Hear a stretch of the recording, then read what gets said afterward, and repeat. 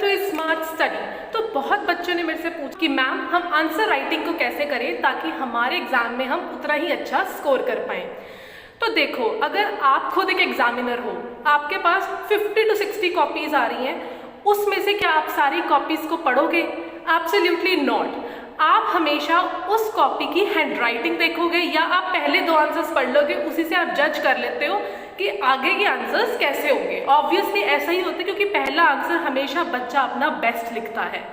तो आपको अपने आंसर्स को कैसे रिप्रेजेंट करना है ताकि आपको अगर कुछ उसमें से थोड़ा सा पॉइंट मिस भी हो जाए, एग्जामिनर उसे ना देखे और आपके आंसर को देख के फुल मार्क्स दे दे। मेरे साथ ऐसा बहुत बार हुआ है कि मेरे पास कुछ कॉपीज आती थी जब मैं अपने स्टूडेंट्स की चेक करती थी, तो कुछ आंसर्स जो थे वो बहुत गंदी राइटिंग में बड़े बड़े पैराग्राफ बना दिए, कुछ मेन पॉइंट्स को आपने हाईलाइट नहीं किया। तो मैं सिर्फ पहला आंसर पूरा देखती थी और वो भी बहुत ज़बरदस्त थी। अगर बहुत गंदी राइटिंग थी तो मैं उसे एंड में चेक करती थी। तो आप अपने आप को एग्जामिनर की जगह पे रख कर देखो कि क्या आप इस कॉपी को चेक करना चाहोगे। तो आपका सबसे पहला पॉइंट है हैंड राइटिंग। तो कुछ बच्चों को मेरे पास डाउट आता है कि हमारी हैंड राइटिंग ही अच्छी नहीं है। अगर आपकी हैंड राइटिंग अच्छी नहीं है दैट्स नॉट एन इशू। आपको हमेशा अपने पहले 2 पेजेस अपनी बेस्ट हैंड राइटिंग में लिखने हैं। बेस्ट हैंड राइटिंग में लिखोगे और हमेशा उन्हीं आंसर्स को पहले अटेम्प्ट करोगे, जैसे section 1, section 2, section A, section B, section C ऐसे होता है ना। तो आप उस सेक्शन को पहले लिखोगे जो आपको पता है कि उसका 1-2 आंसर्स आपको बेस्ट आते हैं। तो आप उस सेक्शन से स्टार्ट करोगे और उस हैंड राइटिंग को सबसे अच्छी लैंग्वेज में और बहुत अच्छी रिप्रेजेंटेशन में लिखोगे। दूसरा आता है कि क्या हम पैराग्राफ लिखें या पॉइंट्स में। अगर ये अब आपके ऊपर डिपेंड करता है। अगर आप पॉइंट्स अच्छे से एक पैराग्राफ में से डिनोट कर सकते हो तो आप पैराग्राफ की जगह पॉइंट्स लिख सकते हो, otherwise you can refer to the paragraphs as well. But आपको उस पैराग्राफ के अंदर पेन कलर को देखना है। जैसे अगर आप ब्लू पेन से सारा पेपर लिख रहे हो तो ब्लैक या पेंसिल से आप मेन पॉइंट्स को हाईलाइट करोगे, क्योंकि हाईलाइट करना इज वेरी इंपॉर्टेंट। अगर आप हाईलाइट नहीं करोगे ना तो वो इतना बड़ा ब्लू कलर का पैराग्राफ दिखेगा जो कि इसको पढ़ने का भी मन नहीं करेगा। और एग्जामिनर हमेशा आपके आंसर्स में कीवर्ड्स ढूंढता है। अगर आपने उस पैराग्राफ के अंदर कीवर्ड्स को अंडरलाइन कर दिया तो आपका आंसर इज कंप्लीटली राइट और एग्जामिनर का भी टाइम बचेगा और वो आपको कुछ एक्स्ट्रा मार्क्स ही देगा।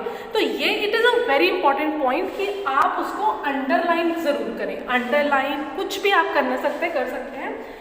जब आपका साइंस का एग्जाम होता है, बायो वगैरह में कुछ आ जाता है डायग्राम्स, फिजिक्स में आ जाते हैं कुछ ग्राफ्स, राइट। फिजिक्स में डायग्राम्स भी आएंगे लाइट चैप्टर के अंदर, तो आपको उनको पेंसिल से बनाना। डायग्राम बनाना कैसे है? फॉर सपोज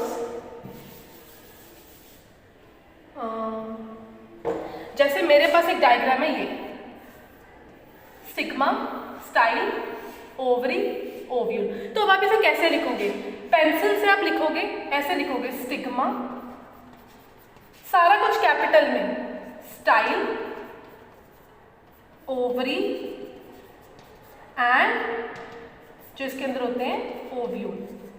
एक ही साइड पे आपने सारी लेबलिंग करनी है, अनलेस एंड अनटिल आपके पास यहाँ जगह ना बचे तो आप यहाँ पे लेबलिंग करके यहाँ कर सकते हैं, बट कोशिश करें एक ही साइड पे सारी लेबलिंग कर ले और कैपिटल लेटर्स में करनी है। कैपिटल लेटर्स में करनी है, उसके बाद आपने उनको अंडरलाइन कर देना है।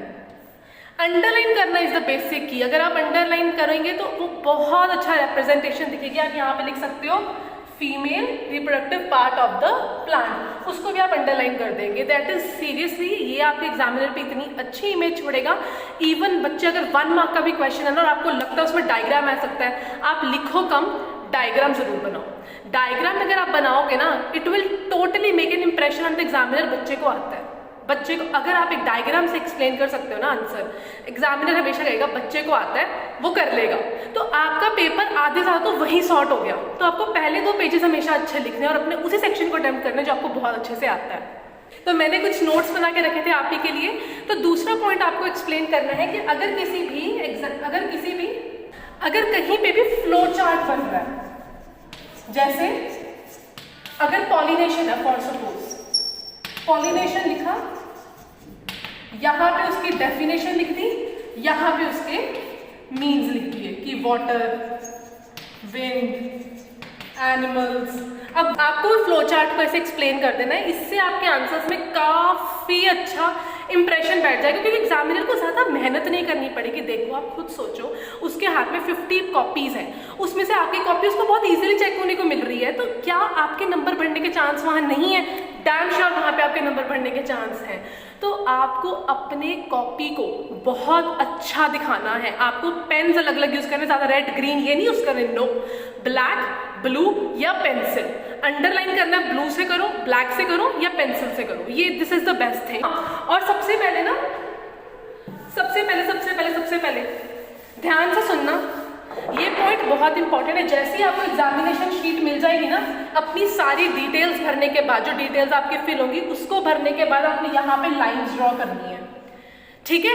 यहाँ पे लाइंस ड्रॉ करनी है, फिर यहाँ से आप सेक्शन ए, जैसे for suppose section A question 1 answer, ठीक है। और आंसर में भी अगर आपके फ्लो चार्ट बनते हैं तो आप फ्लो चार्ट बनाओ। डायग्राम इन्वॉल्व है तो डायग्राम तो फॉर श्योर बनानी है। और उसके बाद अगर आप कुछ उसमें ग्राफ या कुछ अवेलेबल है तो आप ग्राफ बना के जस्ट शो कर दो कि ग्राफ जैसे ऐसे इंक्रीज कर रहा है, ऐसे डिक्रीज कर रहा है, जैसे ऐसे डिक्रीज कर रहा है, तो आपको वो चीज़ें बतानी है, ठीक है। और हाँ, अब ये देखो आपके हाथ में है कि आपने एग्जामिनर से नंबर कैसे लेना है, क्योंकि एग्जामिनर के हाथ से नंबर फिसलते हैं अगर आपकी कॉपी अच्छी दिख गई उसको। अगर आपने ऐसे इससे पता क्या पता चलता है, जब आपकी राइटिंग अच्छी नहीं होती उससे ये लगता है कि आप खुद कंफ्यूज्ड हो, कि आपको पता ही नहीं क्या लिखना है। क्योंकि जिस बच्चे को पता होगा ना क्या लिखना है वो हमेशा साफ साफ लिखेगा। तो आपको उसे बस घुमाना है कि भाई मेरे को आता है, चाहे आंसर में आपने कुछ वर्ड्स होते मिस भी करे हो, लेकिन आप अगर 2-3 कीवर्ड्स को भी अंडरलाइन कर दोगे उसे पता लग जाएगा हाँ ही नोज, ठीक है। तो कुछ ना कुछ तो इसको आता है, तो फिर आपके नंबर बढ़ने के चांसेस बढ़ जाएंगे। और दूसरी बात, जब भी आपके एग्जाम में कोई मिस्टेक होगी, फॉर सपोज मैं ये लिख रही थी, मेरे से मिस्टेक होगी, जैसे मैंने ऐसे लिखा, मेरे से कुछ मिस्टेक होगी, ऐसे नहीं काटना ना, ऐसे करके काटना है, जस्ट ऐसे बस। फ्लूइड यूज ना करें, जो फ्लूइड होती है पेन फ्लूइड उसको यूज ना करें, उससे थोड़ा बैड इंप्रेशन पड़ता है। आपको जस्ट पेंसिल से या पेन से जस्ट इसे ऐसे काट देना है, कोई दिक्कत नहीं होगी। आपको सिंपल ऐसे काटना है, आपको ऐसे नहीं करना, इससे आपका पेपर अनटाइडी दिखेगा। पूरा पेपर आपके हाथ में रिप्रेजेंट करना। अब आप उसमें कैसे रिप्रेजेंटेशन कर सकते हैं मैंने आपको बता दिया। पैराग्राफ लिखना है, पॉइंट्स लिखना है, ऑल योर वे, आपका वे, आप जैसे मर्जी लिखें, बट आप अच्छे से रिप्रेजेंट करें, क्योंकि एग्जामिनर आपको नंबर देना चाहता है। आप उसे लेते हैं कि नहीं वो आप पे डिपेंड करता है। तो मिलते हैं नेक्स्ट वीडियो में। कंटिन्यू वॉचिंग ई स्मार्ट स्टडी।